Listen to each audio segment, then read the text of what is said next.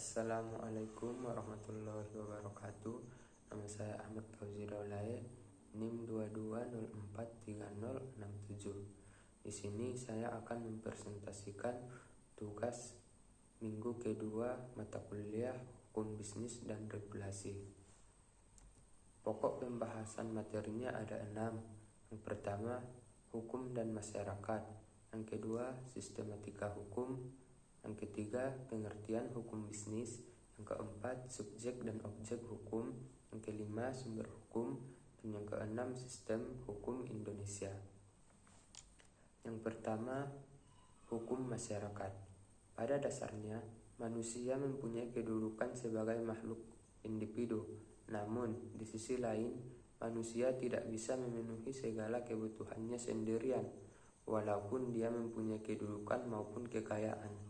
Oleh sebab itu, manusia sering disebut juga makhluk sosial.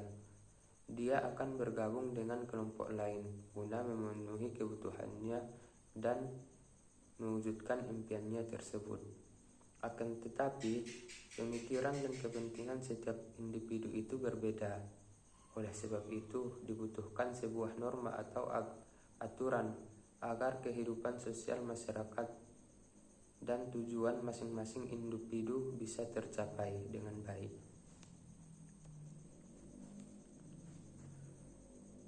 Norma adalah suatu aturan yang menjadi pedoman bagaimana manusia harus bertingkah laku yang pantas dalam bermasyarakat agar tidak merugikan orang lain. Oleh sebab itu, norma juga sering dikatakan kaidah sosial.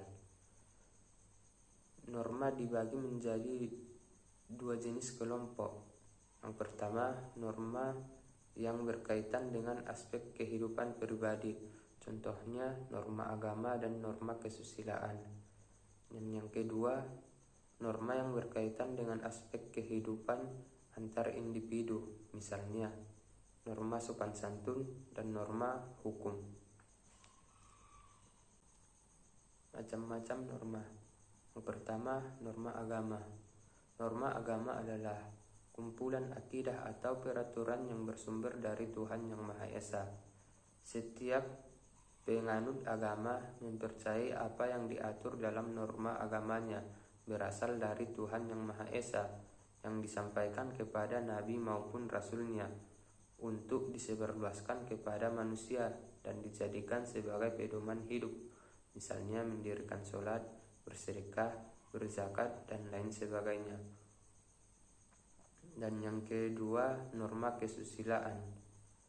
Norma kesusilaan adalah aturan hidup yang berasal dari hati nurani, misalnya inisiatif untuk membantu orang lain, meminta maaf jika membuat kesalahan, sanksi apabila tak mengindahkan norma ini berupa penyesalan dari diri sendiri, serta dapat dikucilkan dari masyarakat. Yang ketiga, norma sopan santun. Norma sopan santun adalah norma yang berasal dari taat kehidupan atau budaya yang berupa kebiasaan-kebiasaan manusia dalam mengatur kelompoknya. Oleh sebab itu, norma erat kaitannya dengan pergaulan manusia dalam kehidupan sehari-hari.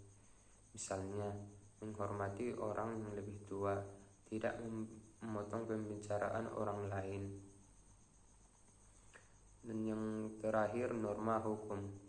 Norma hukum adalah seperangkat aturan yang dibuat dan diberlakukan oleh lembaga resmi pemerintahan dan sifatnya memaksa sehingga norma hukum wajib ditaati. Misalnya, memakai helm saat berkendaraan. Apabila norma ini dilanggar, maka akan mendapatkan sanksi berupa denda bahkan ancaman hukuman penjara.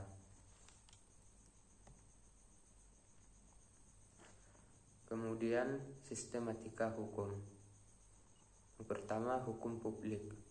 Hukum publik merupakan hukum yang mengatur hubungan negara dengan perseorangan atau mengatur kepentingan umum. Macam-macam hukum publik. Yang pertama, hukum tata negara. Hukum yang mengatur hubungan antara lembaga-lembaga negara, misalnya apa tugas lembaga eksekutif, legislatif maupun yudikatif. Yang kedua, hukum pajak. Hukum pajak adalah kumpulan peraturan-peraturan yang mengatur hubungan antara pemerintah sebagai pemungut pajak dan rakyat sebagai pembayar pajak. Yang ketiga, hukum pidana. Hukum pidana adalah hukum yang mengatur tindakan-tindakan yang melanggar unsur-unsur yang disebutkan dalam undang-undang pidana. Undang-undang pidana seperti Undang-undang KUHP, Undang-undang tentang korupsi dan lain sebagainya. Yang keempat, hukum administrasi negara. Hukum administrasi negara adalah peraturan yang mengatur aparatur pemerintahan dalam menjalankan aktivitas maupun tugas-tugas negara untuk mencapai sebuah tujuan. Kemudian hukum privat.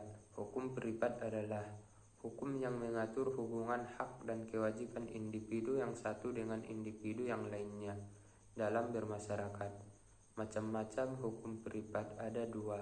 Yang pertama, hukum sipil atau perdata, yaitu peraturan yang mengatur hubungan antara orang yang satu dengan orang yang lainnya, baik itu hubungan dengan keluarga maupun kelompok atau individu lainnya. Yang kedua, hukum dagang. Hukum dagang adalah hukum atau aturan yang mengatur bagaimana seseorang atau badan hukum dalam melakukan aktivitas jual beli. Kemudian pengertian hukum bisnis.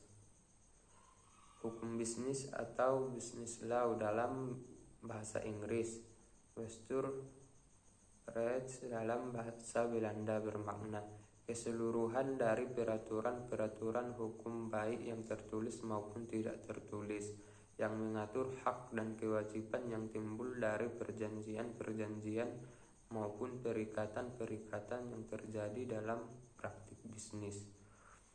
Hukum bisnis juga berarti suatu kaidah hukum yang mengatur tata cara pelaksanaan kegiatan dagang, industri, atau keuangan yang berhubungan dengan kegiatan pertukaran barang maupun jasa dengan menempatkan uang pengusaha dalam sebuah risiko dengan usaha bisnis tertentu dengan tujuan untuk mendapatkan keuntungan.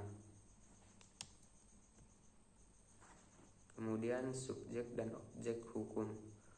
Subjek hukum adalah sesuatu yang menurut hukum dapat memiliki hak dan kewajiban yang memiliki kewenangan untuk bertindak. Misalnya, manusia. Kemudian objek hukum, segala sesuatu yang bisa berguna bagi subjek hukum dan dapat menjadi pokok suatu hubungan hukum yang dilakukan subjek hukum. Biasanya dinamakan benda atau hak yang dapat dimiliki atau dikuasai oleh subjek hukum.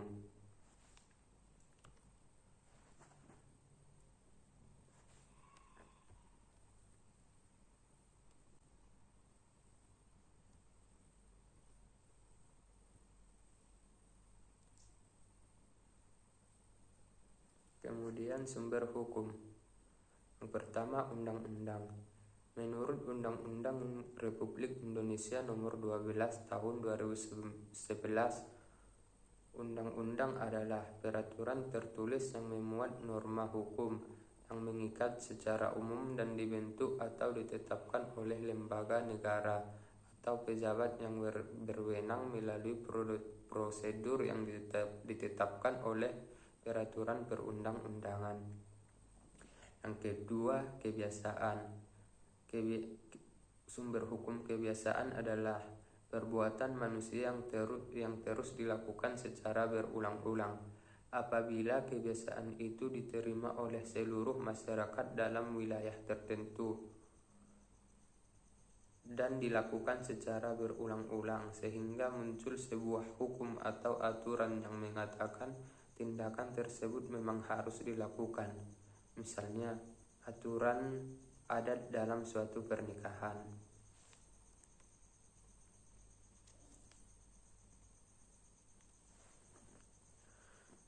Yang ketiga, jurisprudensi, yaitu putusan-putusan dari hakim atau dari hakim pengadilan terdahulu untuk menghadapi suatu perkara yang tidak diatur oleh undang-undang dan dijadikan pedoman bagi hakim yang lainnya untuk menyelesaikan suatu perkara yang serupa.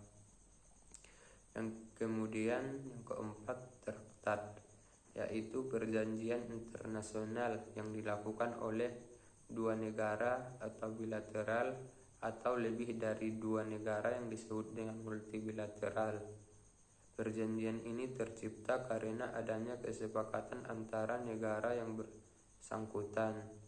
Traktat juga dapat mengikat warga-warga negara dari negara yang bersangkutan.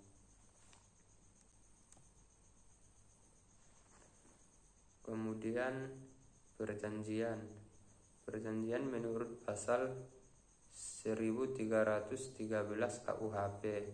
Perjanjian adalah tindakan hukum di mana seseorang berjanji kepada orang lain ataupun kedua orang tersebut membuat kesepakatan untuk melakukan sesuatu. Kemudian doktrin.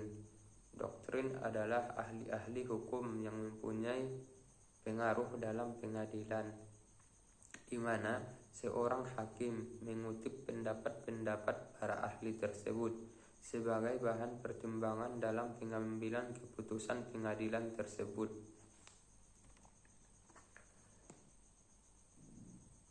Kemudian sistem hukum Indonesia. Materi hukum.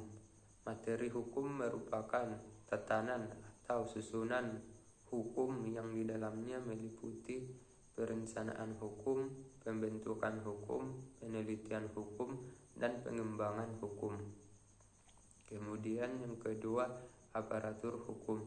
Aparatur hukum adalah mereka yang bertugas melakukan penegakan, penyuluhan, penerapan maupun pelayanan hukum.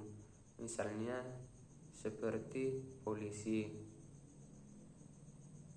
Kemudian sarana dan prasarana hukum.